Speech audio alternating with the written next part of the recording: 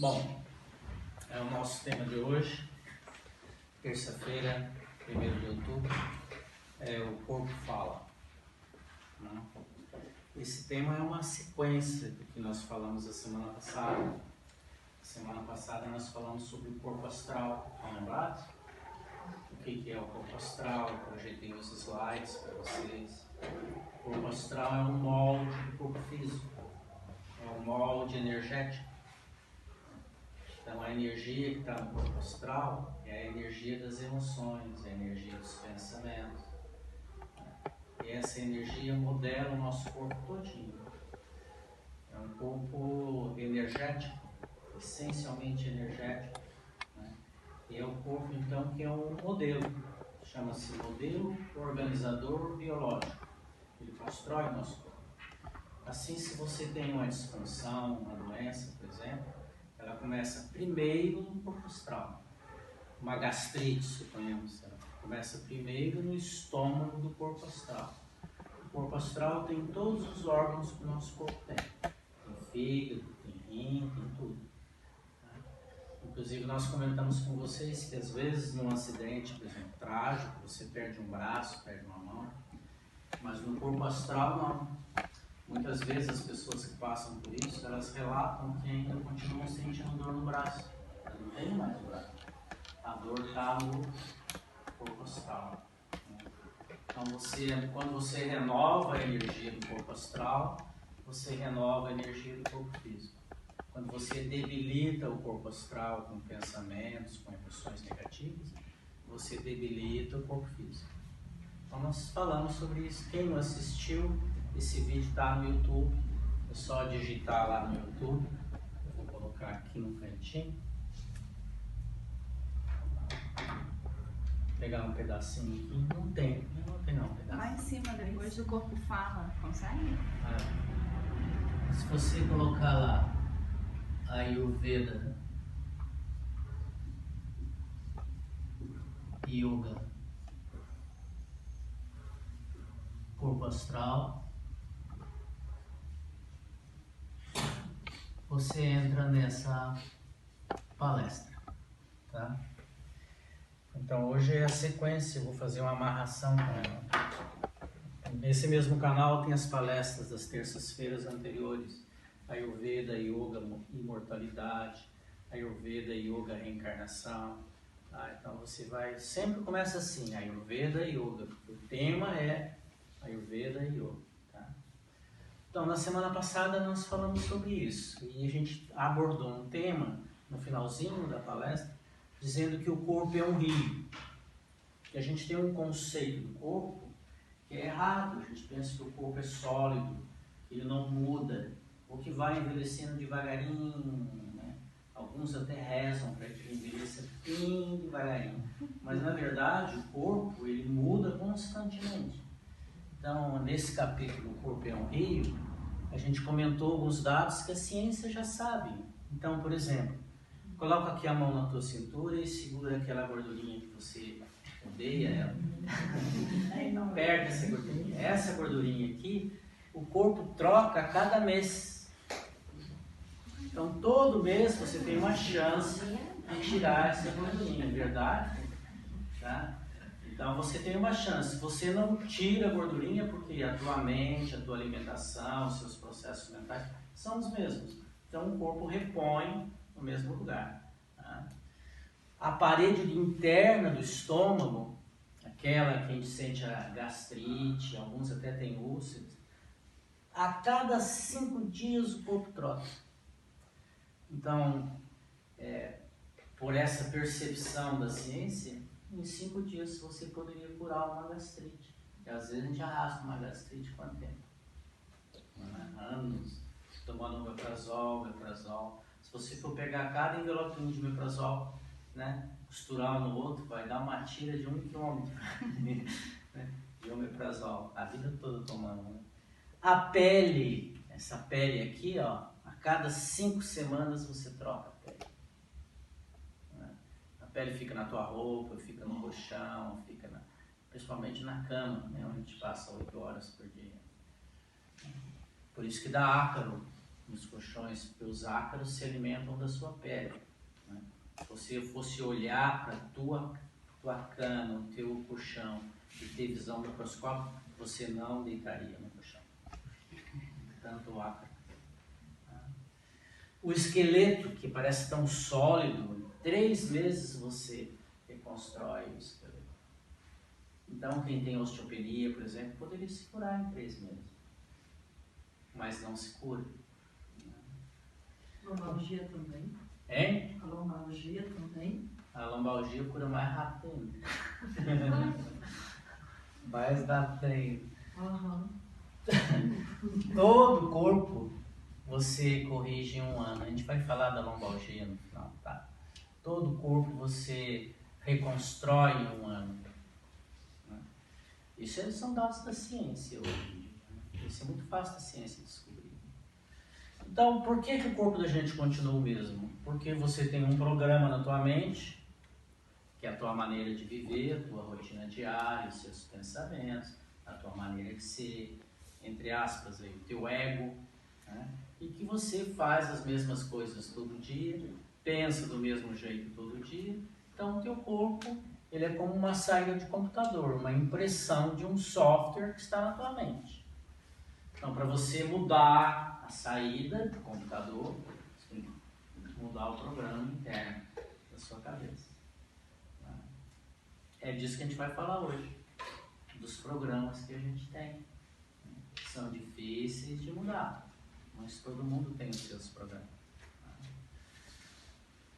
Nós vamos pegar como exemplo uma parte da ciência que é bem estudada da medicina, que é a depressão. E todo mundo já ou teve experiências com depressão, ou tem conhecidos, amigos que passam pelo processo depressivo. Né? Então aqui está uma mente saudável, nesse quadrinho aqui. Eu peguei algumas características da depressão. E aqui está uma mente deprimida. Tá? Então, a mente saudável tem a alegria de viver. O deprimido tem a apatia. Uma mente saudável se relaciona, sai com os amigos, se sente bem com os amigos, né? Busca os amigos, liga para os amigos. O deprimido se isola, ele não quer conversar com ninguém, ele fica na dele, ele se contrai e se isola. Quando vai falar no assunto, ele fala do problema dele. É uma lamúria danada, né? Então ele fica lamuriento, remoendo a energia dele, o programa dele. Esses processos de depressão são muito comuns nas perdas, nos processos de luto, em vários tipos de perda, né? Perda de emprego, perdas de relacionamentos, né? Perda de entes queridos, né? E por aí vai. O saudável é entusiasmado. Entusiasmo significa ânimo, motivação, né? E o outro não, o outro ele fica imóvel. Você convida para sair e não quer sair. Você convida para dar uma caminhada, não vou caminhar não. Você tira ele da cama, ele senta na cadeira, quando você termina de arrumar a cama, ele volta para a cama. Né? Semana passada um colega nosso deu esse exemplo. O saudável é criativo, está entusiasmado, e o outro tem a mente obtusa, ele não pensa nada, só no problema dele. Ele fica rodando e volta pro problema. Então esse é um quadro de depressão. Confere? É óbvio que tem mais coisas aqui. Eu peguei as características principais que a gente observa em muita gente. Esse é um quadro de depressão. O que acontece dentro do teu corpo? Como é que o teu corpo reage? Então, isso aqui é a explicação da medicina hoje. Né? Então, você tem um neurônio aqui, o outro neurônio aqui, e tem um espaço entre os neurônios. Esse espaço é preenchido por substâncias químicas. Os neurônios não são grudadinhos assim para passar a comunicação nervosa, eles são separados. Esse espaço chama-se espaço sináptico. Aqui ocorre a sinapse, que é uma reação em que o comando nervoso daqui, estão vendo a flechinha? Passa para cá. Então, geralmente, quando você está nesse estado saudável, quem faz essa comunicação é a famosa serotonina. Vocês lembram dela? Ah, vou comer chocolate porque tem serotonina. Ah, e tem mesmo. Enfim. Então é um neurotransmissor. A palavra neurotransmissor transmite a corrente nervosa daqui para cá. Então a serotonina é um hormônio, um neurotransmissor, desculpa, né? Uma substância química que daí tem essas características aqui, ó, serotonina. Alegria de viver, te dá ânimo, entusiasmo, né? Hoje eu estou com a serotonina alta, então você sai saltitante, pulando. Estou com a serotonina baixa, estou apático, né? Enfim, as pessoas não falam isso. Então a serotonina está famosa, né? Até se você for ganhar um filho, for menina, você pode botar o nome de serotonina, né? Vai ser feliz. Enfim, quando você entra nesse quadro aqui, a tua mente diz o seguinte, ó, apagou. Eu não quero mais alegria, eu não quero mais entusiasmo, eu não quero ficar criativo, porque tem um motivo por trás, uma causa por trás. Você tem que descobrir qual é a causa. Mas se você for no médico, esse quadro aqui ele vai te dizer que é um quadro depressivo. Ele vai te dar um medicamento. O que a tua mente faz quando ela sente esta emoção aqui, ó? Ela gera uma outra substância chamada, pela ciência, tem um nome, um código, 5-HT1A. Esse é um código que deram para ela. Essa substância, ela é gerada, produzida no teu cérebro, produzida às vezes no corpo todo, e ela vai aqui nessa região aqui, ó, e começa a aspirar a serotonina, ela come a serotonina. O teu corpo manda fazer isso, porque o teu corpo não quer alegria, não quer isso aqui, ele quer isso. Então o teu corpo tem um desejo de mudar daqui para cá. Então nessa hora a mente satisfaz o teu desejo de ficar apático. E para fazer isso ela gera uma química. Essa química aqui, que aspira toda a serotonina, tira a serotonina do corpo.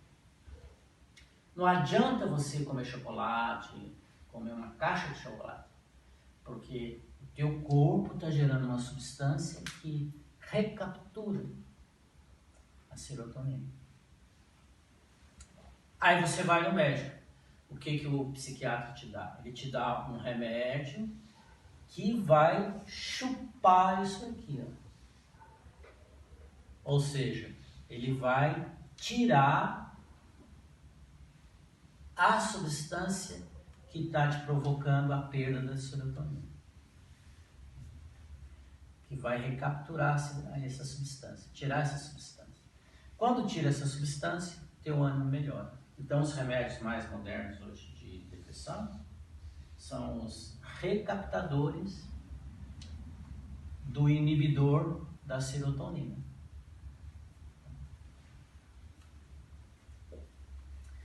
Então, a emoção depressiva produz uma substância química que reage sobre a serotonina, anulando-a.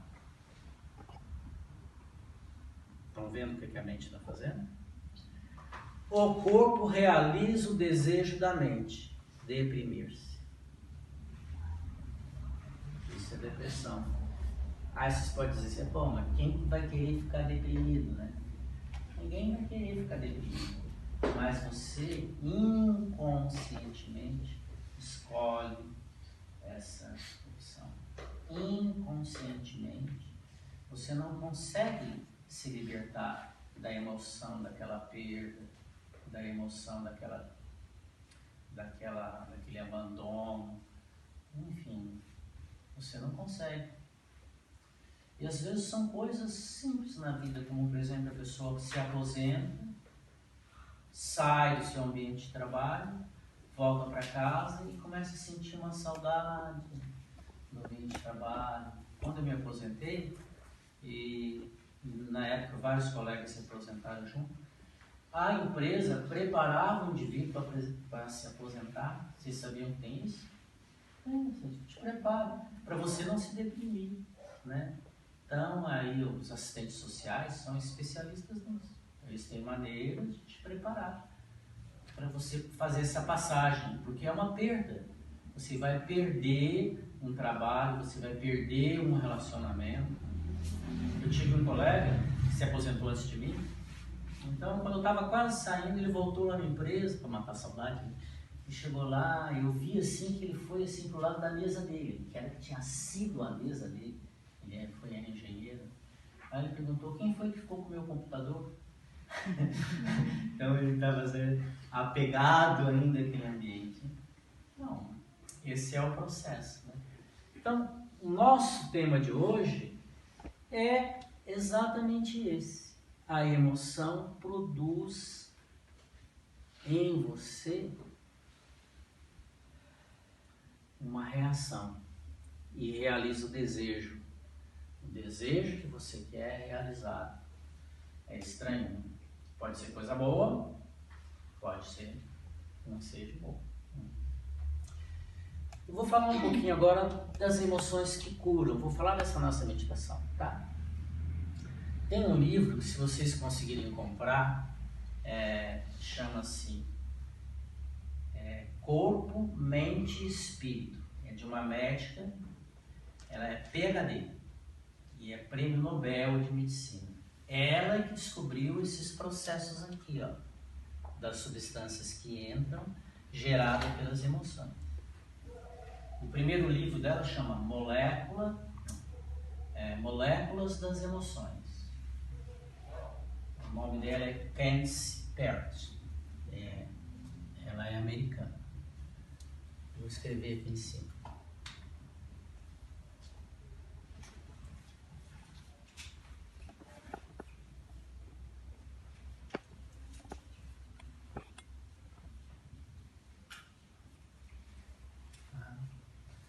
Nesse livro dela, que é interessantíssimo, Corpo, Mente, Espírito, é interessante uma cientista falar disso, você não acha? Tá. Ela criou uma área de especialização nova na ciência. Gente, isso tem 30 anos. Em 1980, esse processo que eu descobri. 30 anos, né? 80, não. Vai fazer 40 anos. 40 anos, tá? 40 anos. Então, ela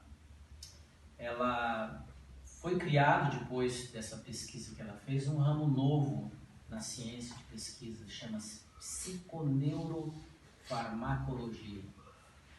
Então, é a química, farmacologia, psiquismo, né, do sistema nervoso, psiconeurofarmacologia. É onde estão as pesquisas mais tops hoje em dia na área de farmacológica. E eu vou falar um pouquinho do que ela chama de quimiotaxia. Ela descobriu que dentro da medula são produzidas células-tronco. Você sabe o que é célula-tronco? É uma célula que, quando ela sai dali, ela pode virar qualquer célula no teu corpo. Ela pode virar uma célula do fígado, se o teu fígado não estiver legal. Ela pode virar uma célula dos olhos, é uma célula totalmente diferente, se os teus olhos não estiverem ok. Ela pode virar, enfim, é um processo de cura, né, que chama-se quimiotaxia. Aqui são chamadas células-tronco bebês. Eu tive uma experiência com células-tronco, que eu tive um cachorrinho já falecido, era um York. O York geralmente ele dura 12, 13, 14 anos, né? E o nosso, em casa, era muito querido, a gente adorava ele. E ele chegou na terceira idade, quase quarta idade, e ele começou naquele processo de envelhecimento. O York, ele tem uma característica da natureza dele, que ele perde a força renal, né? Então os rins começam a falhar. A creatinina, que é uma substância que mostra que o rim não está funcionando, ela aumenta. Geralmente a creatinina é 1,2, 1,3, até 2. A dele estava 4, que já é patológico, né? E a ureia, por causa que o rim não funciona, a ureia sobe. Pelo que eu me lembro, normalmente, acho que a ureia normal era 60, por aí. A dele estava 170, 180. Então dava um capo. Caía no pelo, não sentia apetite, vomitava muito. Aí nós ficamos sabendo que tinha uma terapia de células-tronco em Joinville, numa clínica, numa PET, e que essa clínica tinha um convênio com a Unicamp, e esse convênio com a Unicamp era extensão de um convênio com a Rússia, e que eles estavam fazendo trabalhos com células-tronco para animais.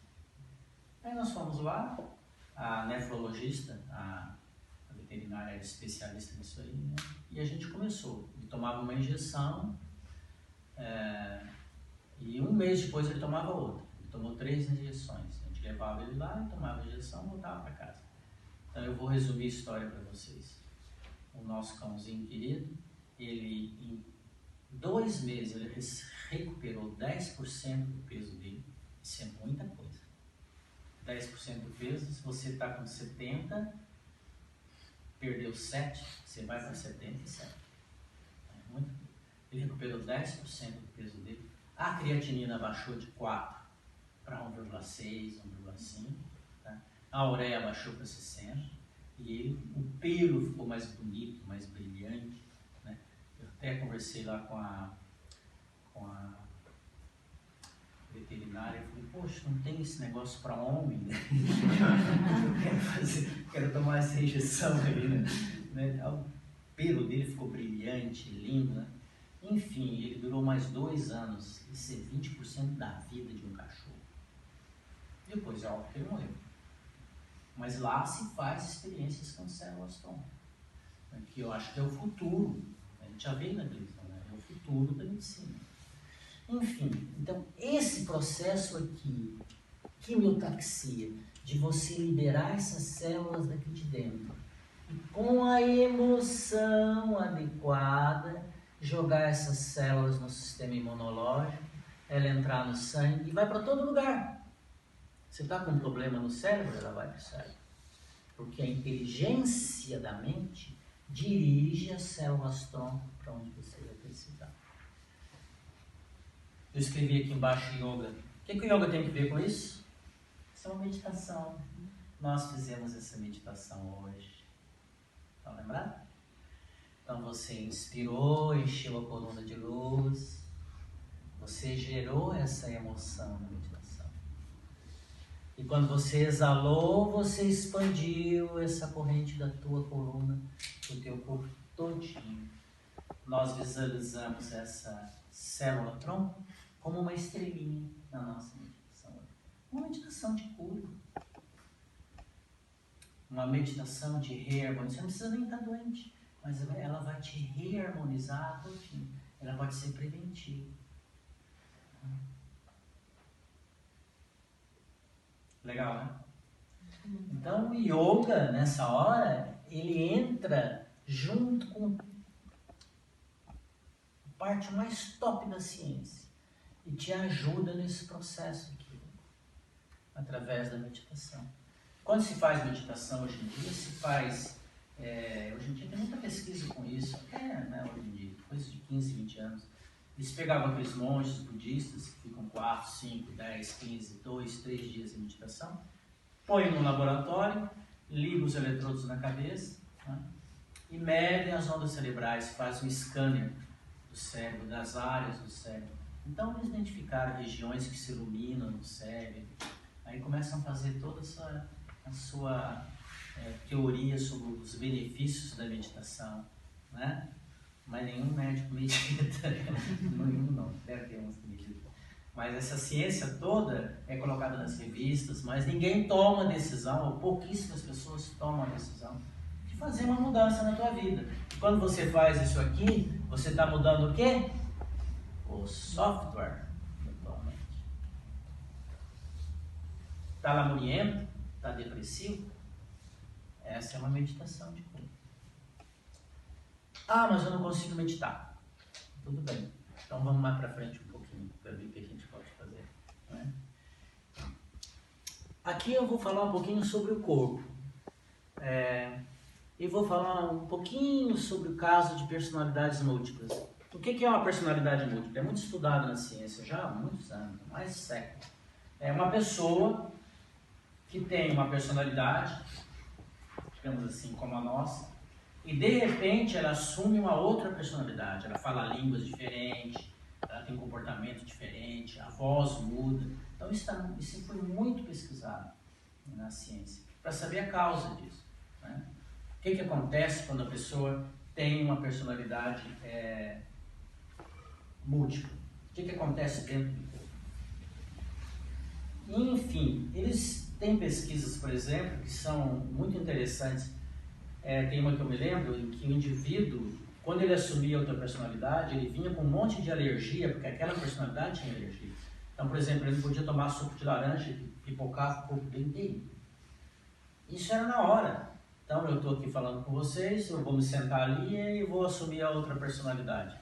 Inconscientemente isso acontece, eu não vou controlar. Mas na hora que eu assumir a outra personalidade, se eu tomar um suco de laranja, meu corpo pipoca todinho.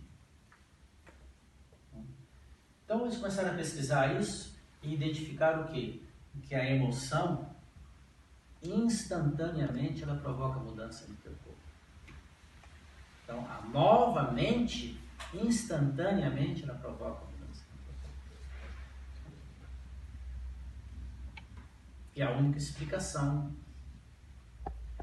para demonstrar por que a pessoa é o João, quando ele senta aqui, ele é o Friedrich, em alemão, e ele dá o suco de laranja para ele, se pipoca todo.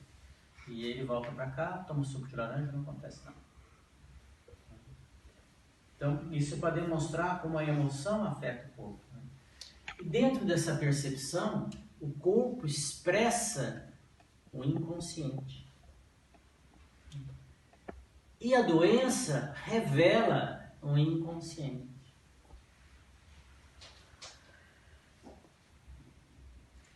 Então, eu não preciso que você me conte como você é. Eu olho para o teu corpo, observo as suas reações, os seus gestos, a sua fala, e faço uma leitura de como você é.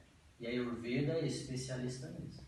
A medicina indiana, quando você começa a estudar, tem a boa parte dela que é interpretação dos sinais corporais que provém dos desequilíbrios mentais. Aí tem os biotipos que você vai estudar e você conversa com a pessoa 5 minutos e você vê o que está rolando lá dentro da pessoa. Às vezes precisa mais de 5 minutos, 1 hora, 2 horas, mas você vai chegar lá. E você vai encontrar as causas do sofrimento dela. E se você falar, ela não vai aceitar. Muitas vezes ela vai brigar contigo. Então, por exemplo, você não pode dizer você é um covarde. Você pode dizer, está te faltando coragem para enfrentar os problemas da sua vida, né? E na verdade a pessoa é covarde mesmo, né? Ela está fugindo de resolver as questões dela. Mas você não pode falar, né? Você tem que achar uma forma de amenizar. Então, nessa leitura do corpo, que é interessantíssima, por exemplo, o caráter temperamental, que não acha que é temperamental, ele acha que ele é energético, que ele é determinado, que ele é positivo, que ele é assertivo, ele tem um monte de adjetivos positivos, mas ele é temperamental. Tá? As pessoas falam para ele, principalmente as pessoas que frequentam casos, mas ele não concorda. Ele não gosta de mim, por isso que ele está falando isso. Mas ele é temperamental. E o caráter temperamental tem inflamações. Porque ele é um caráter inflamado.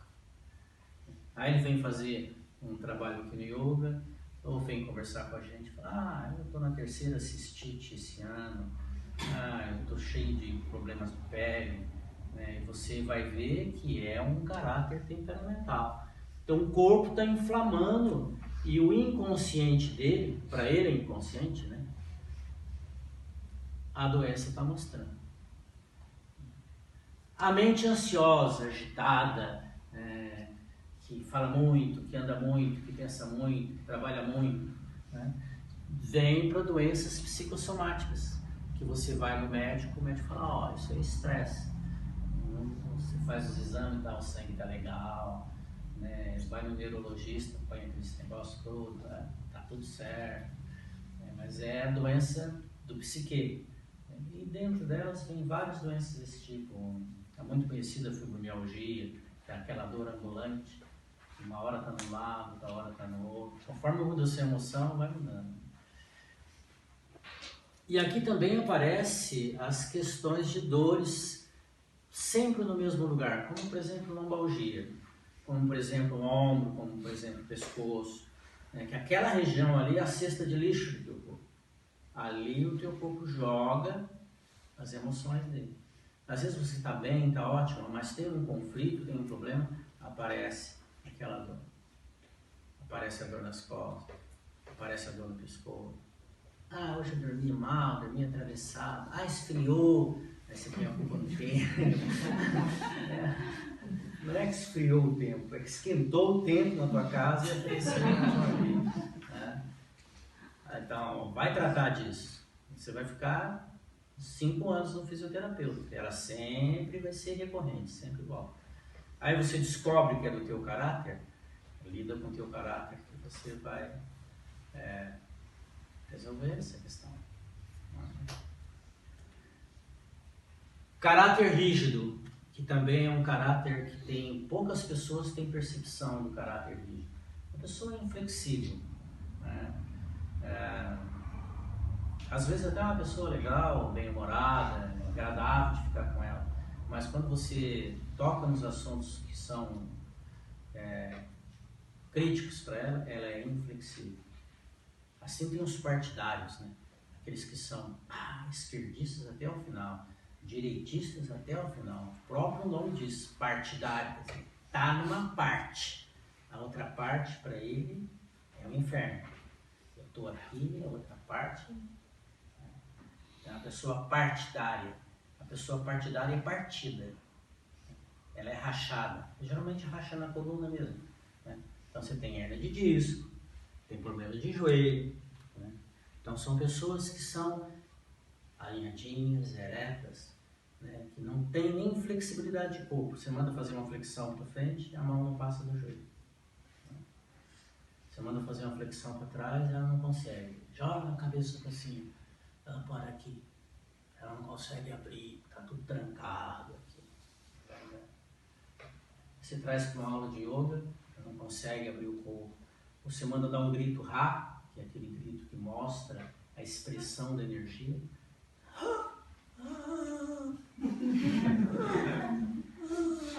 Sai. Mas depois de 2 meses, o grito Ra sai. Então é muito comum aparecer na aula assim, às vezes quando a pessoa está chegando, primeira semana, assim, eu já fico de propósito do lado assim, para ouvir, né? Sai aquele gritinho. A pessoa não tem, está tudo preso, tudo trancado. É uma couraça. Uma couraça. Né? Corpo rígido. Né? Fuga de conflitos, que é muito comum. Dificuldade de dizer não. Nossa Senhora, isso aí tem muita coisa. A energia fica presa dentro de você. Né? Então a tua pressão sobe. A pressão sobe. Quando a pressão não sobe, o teu corpo inflama, porque é a forma que o corpo tem de debelar a pressão. Então inflama, incha. Né? Você põe um balão, põe mais ar do que pode dentro do balão, o balão não incha. Tá? O balão não incha. Então o teu corpo inflama. Aí vem as inflamações de pele, um monte de inflamações. Que você não está enfrentando os seus conflitos. Você não sabe enfrentar o conflito. Ou você, não é que você não quer, muitas vezes vem da tua cultura, da tua educação. Né? Pais rigorosos, por exemplo. Ou você sofreu com isso. Ou às vezes vem de uma encarnação lá de baixo. Você não precisa lá para arrumar. Não precisa voltar naquelas emoções que te conflitaram. Você pode curar aqui agora, fazendo a terapia do corpo. Se você cura o corpo, se você abre o corpo, se você flexiona o corpo, você flexiona o caráter. É tudo uma coisa só. Mente, espírito e corpo é tudo junto. Você mexeu no teu corpo, você mexeu no teu caráter. Teu corpo ficou mais leve, ficou mais flexível, está rodando mais, a A tua mente também está usando mais. Não pense você que precisa mexer lá dentro, sempre. Não, você mexe no corpo, você mexe nas estruturas internas. Você cura a depressão mexendo no corpo. O remédio ajuda? O remédio é importantíssimo. Toma o remédio e começa a mexer no corpo. Então eu desenhei alguns corpinhos aqui para a gente ver. Por exemplo, você olha na pessoa, você já saca muitas coisas. Essa estrutura aqui, né, em que o indivíduo projeta o quadril para frente, joga o peito para trás, joga a cabeça na frente, enrola o corpo, ele anda assim, estou exagerando, anda assim. Ele está o quê? Está defendendo, ele está protegendo o corpo. Então muitas pessoas andam assim, põe a mente na frente, você vai conversar, ela tem um monte de argumentos para se recusar a se tratar. Geralmente são pessoas mentais, né, universitários. Então a cabeça vai para frente. Cabeça primeiro, coração depois. Então tem essa estrutura aqui, ó. Essas pessoas, essa cadeia muscular da frente é a cadeia da exalação. Então essas pessoas têm pouca energia, porque elas têm uma perda de energia. Essas pessoas assim têm pouca energia. Aí tem o oposto, ó. Estão vendo o peito para frente, a bunda para trás, joga a bunda para trás, levanta o peito, empina a cabeça e vai. Dá até medo, né? É um tanque. Então, geralmente são pessoas de caráter rígido, tá? São pessoas de caráter rígido, difícil de lidar, difícil de tratar. São pessoas que vão ter problemas de coração, vão ter problemas de inflamações. Essa cadeia que está funcionando mais, que está ativa aqui atrás, é a cadeia da inspiração. São pessoas que têm muita energia. Então é a cadeia inspiradora. Tem o corpo ideal? Não. O corpo ideal é o teu. É só se arrumar ele um pouquinho, fica legal. Cada um na sua estrutura. Não tem um corpo Brad Pitt aí, perfeito.